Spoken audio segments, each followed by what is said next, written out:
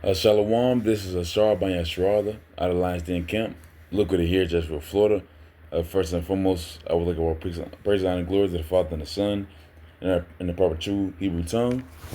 Ka Olam La Yahweh Ba'Shem Al Shai Ba'Shem Ha Rokah Kodash Ma'amath. Also, double honors to the elders, Apostle GMS. Double honors to our apostle down here in the Lions Den Camp, Mahar One Basharala. Peace and blessings 1/3. Now, cite this for elect. This is gonna be a lesson on marketing that cause division. Ultimately, that those false prophets, which call themselves pastors or preachers, come in the name of if not Jebus, Christos, Jehovah, Yahweh, Yeshua, any of the names they're using to confuse our people. They're coming in their name, the so-called pastors, preachers, which is synonymous with the word prophet. If you're a prophet, you're gonna be in the highways and byways and street corners, which the Lord has commanded us, man. Just like in Proverbs, 1:5, no one, I think 1:20. Basically, you supposed to be on the main streets of concourse. Where everyone is at is where you should be, and if no one's there, you got to preach to win. And that's what our people did. All right, that's what Yahushua did. So we're supposed to be in the same spirit, the same thing Yahushua did, same thing we doing. Yahushua was not on this earth preaching in a three-piece suit and a bow tie, and he wasn't coming with purple and gold on. He wasn't coming with extravagant things. He came on an ass. He rode in town on an ass. He taught in sackcloth, man, like potato sacks, basically. Um, this is what the prophets of old were doing. They weren't doing it for man pleasing. They did it because they wanted salvation. And we want salvation. The true men of the Lord are going to follow you how about you Shai, and they're going to want salvation. So I'm getting straight to it. This is Jeremiah chapter 23, verse 1. It says, "Woe be unto the pastors that destroy and scatter the sheep of my pasture, saith the Lord Yahweh. Therefore, thus saith the Lord Yahweh of Israel, against the pastors that feed my people, you have scattered my flock and driven them away, and have not visited them. Behold, I will visit upon you the evil of your doings, saith the Lord." So this is what the Lord is ought to do for these 2/3 of our people that just telling people Jesus, Jeebus. You like the brother Yahweh says. Long hair and blue eyes and high heels, man. That's not what the Lord looked like, And frankly, our people, our people hold on to that. And when you try to give them another image, they say, it doesn't matter.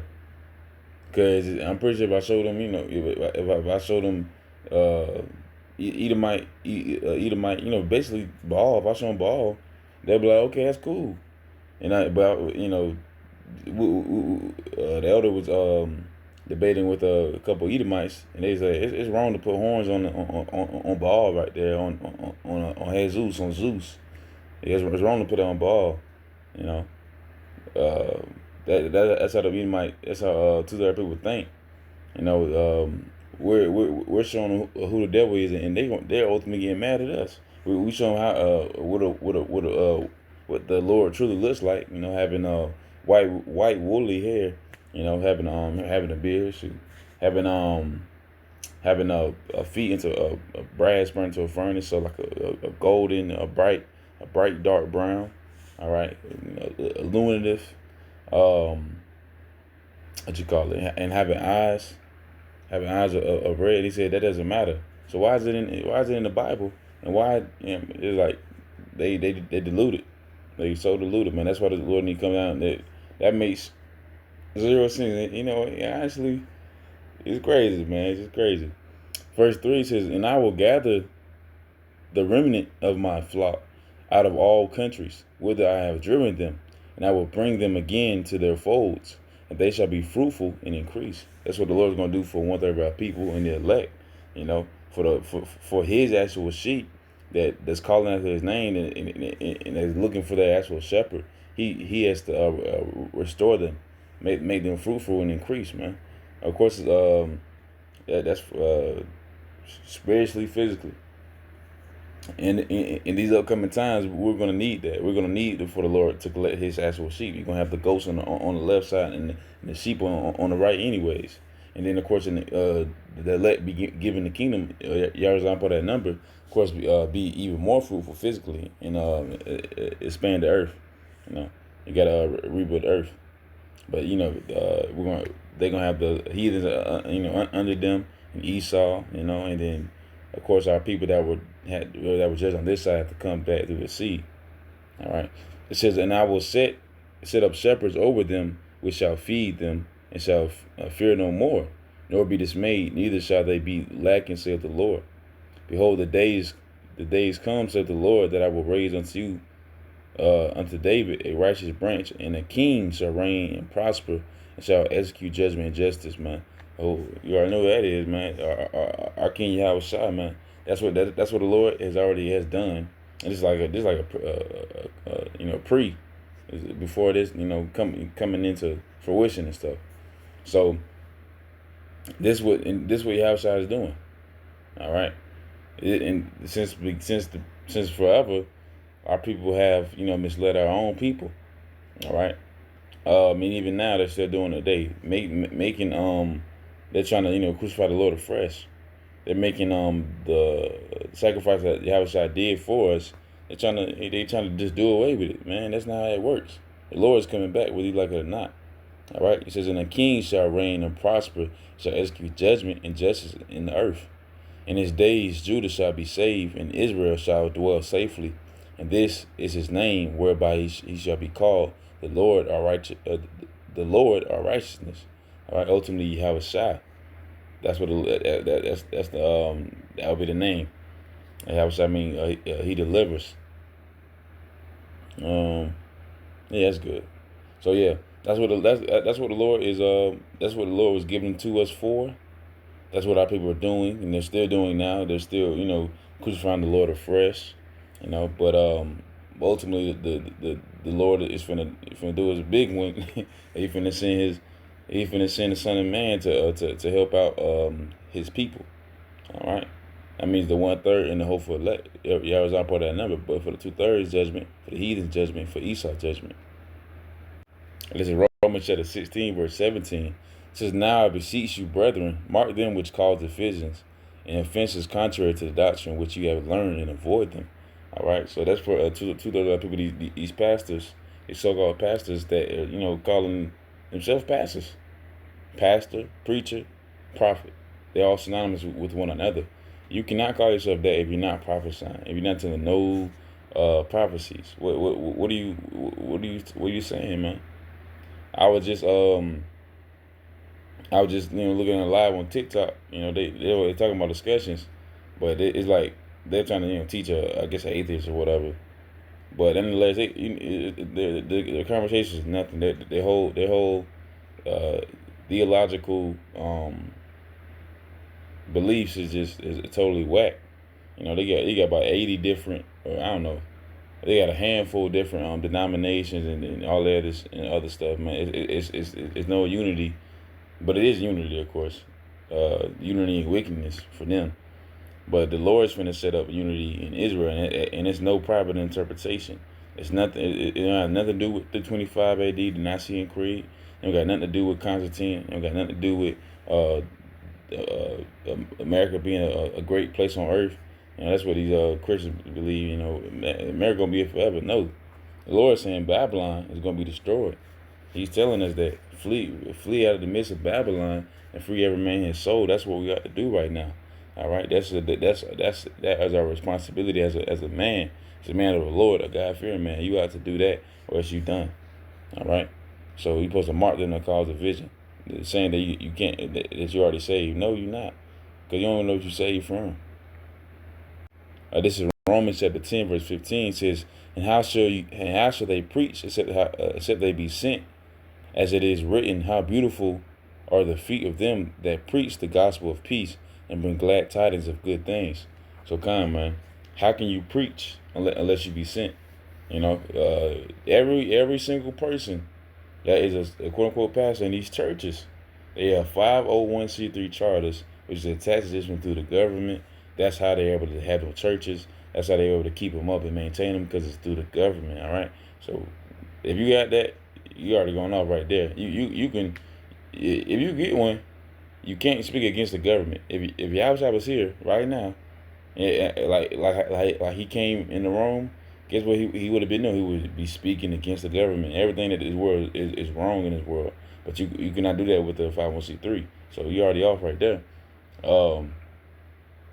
And if you do, if you know, if you have a 501c3 and you keep speaking against the government, then they gonna take it away from you. But hey, shoot, it is what it is. Is you got a little money from it, I guess. But hey, because most people that get it, they know to stick with it. IOIC, I believe IOIC, because they're under like Muslim, they're under the Muslim doctrine, or something like GOCC, something like that, or Zakar, one of them.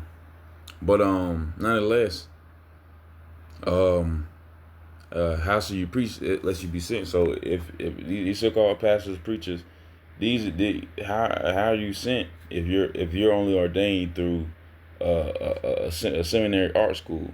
If you're only ordained through a priest that was only ordained through a seminary art school, you're not ordained by people that actually know the scriptures, that have not talked to the Most High, have not given even an inkling of wisdom or understanding through anybody, not don't do nothing. That's dumb, man. And our people believe that to be power, and they believe that to be holier than thou, just because they got a suit and a tie, and they eating pork, and they got they bald ass heads, and they got a line up, or they got dreads, long ass hair, feminine ass hair, or they celebrating Christmas and Thanksgiving and eating prawns and oysters. I'm gonna say every weird crustacean and scallops and what's it called, with crawfish or whatever, crayfish. So nonetheless, our people going off. They obviously not preach. In my last video, man, what does it say? Revelation 1 and 3. So paraphrasing, basically follow what's in the book. Blessed is he that readeth, follow the words that's in the book. You can't tell me you only following 10. You barely even following 10 commandments. That most of the people don't like like don't love or respect the order that the Lord has given to us. They day in and day out just sin and they don't care about it. And just because you repent don't mean you can repent. You can sin and you don't have work. The Lord is going to judge you for that. The Lord is going to judge you according to your works. All right, that's what the Lord is coming back to do. All right. This is John, St. John, chapter 10. I'm starting verse 11. This is Yahweh Shai. It says, I am the good shepherd. The good shepherd giveth his life for the sheep. That's what this is exactly what Yahweh Shai did. But he that is a hireling and not the shepherd, whose own the sheep are not, seeth the wolf coming, and leaveth the sheep, and fleeth, and the wolf catcheth them, and scattereth the sheep. The hireling fleeth, because he is an hireling, and careth not for the sheep. I am a good shepherd, and I know my sheep, and I am known of mine. All right. So nonetheless, for two-thirds of our people, these wicked hirelings that are only come to just get money, get their money and leave, get their whatever and leave. That's what they're doing right now. To our people, these supposed pastors, they're just getting their money. They wearing their suits. They eating their pork. They probably doing some other wicked junk. They probably they be a lot of sodomy going on there too. Sodomy and what's it called, like adultery basically. So that's what they do, and they don't care about what the Lord's going to do to them. Okay, if they understood, they would not be doing that. They don't understand. And you can tell the pastor this honestly, because you can tell the pastor about this truth. You can say anyway. Our elder, our apostle, Har1, or the bishop, Canuck. I mean, they probably ran through a whole bunch of them. Each and every one is going to denounce it basically. They getting paid off of that, they Nicene Creed doctrine. out there Christianity doctrine. They getting paid off of that. That will put food on their table is ultimately filthy lucre. What the Bible speaks against. You're saying the name don't matter. How he looks don't matter. Even though they're all in the scriptures, it's saying the basically the prophecy don't matter. Being a prophet don't matter. I'm like, dang, but you just don't care about nothing. These pastors don't care about nothing but what? But power and money. And that's why they got to be moved out the way. That's why Esau, which pushes this, got to move out the way. And that's what the Lord's coming back to do.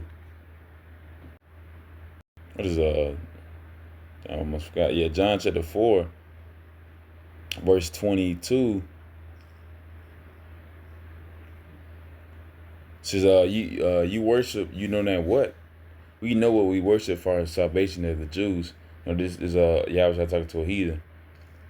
But this is the same mindset people in 2/3 of our people, the Gentiles. They believe it's like you. You know, they believe they can believe anything. They say sanctified. No, false. Salvation is of the Jews. And of course, out of 1/3 of that nation in the elect. Verse 23, but the hour cometh, and now is when the true worshipers shall worship the Father in spirit and in truth, for the Father seeketh such to worship him. All right? So that's what the Lord is doing, man. He's getting the one that are truly sent, that were predestinated to do this. Literally, Jeremiah 1:5, man. I knew thee before I formed thee in the belly. So I'm paraphrasing. So the Lord, it was given to the prophets before they was even formed in the womb, before they even had sinews. All right, and then after you have to be conditioned through the Spirit within truth, you know. And then of course it's only for Israel. So it's all these things add up. You have to have the right steps to get in. You can't just go to school and get it. You gotta be of Yahweh while Yahweh shot. Verse 24. Yahweh is a spirit, and they that worship him must worship him in spirit and in truth. All right. So you cannot worship Yahweh by Shemashah with your flesh, with carnality and lust. You can't over and over just do stupid stuff and expect a smart reward. No, you do stupid stuff, you're gonna expect a stupid reward, man. That's for 200 people. They gonna get something dumb, you know, for doing that. For going against Yahweh by Shemashah, you're gonna get something real good, man. Something fitted, fitted for them that caused division, that went against the Lord, that despise the Lord. They're gonna get exactly what they need, man. But for the Lord's elect, for the Lord's chosen ones, for the 1/3 and the elect, they gonna get salvation, man. Lord will impart that number. And Lord, this lesson was edifying and reach to serve His purpose. With that, I say shalom.